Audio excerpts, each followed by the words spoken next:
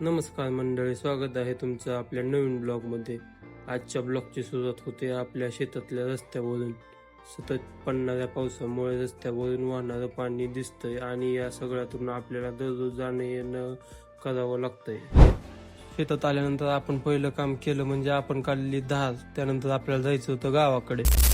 गावाकडचे सर्व काम आवरून आपल्याला आता चाललो आहे बार्शीला। आपल्याला आज बार्शीला रविवार असल्यामुळे जास्त काय काम नव्हतं। बार्शीत पावसाचं वातावरण तयार झालं होतं। आपल्याला जायचं आहे आता गावाकडे। घेतली गाडी आणि आपल्याला जायचं आहे आता गावाकडे। गावाकडे जात असताना आलो पेट्रोल पंपावर, टाकलं पेट्रोल।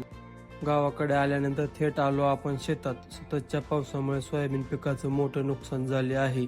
शेतात पाणी साचलेलं आहे आणि सोयाबीन कशी काढायची आहे हा मोठा प्रश्न निर्माण झालेला आहे।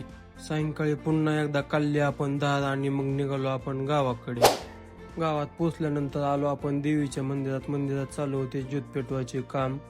ज्योत पेटवल्यानंतर आपण घेतले देवीचे व्हिडिओ क्लिप आणि आजच्या ब्लॉगची एंडिंग करतो। धन्यवाद।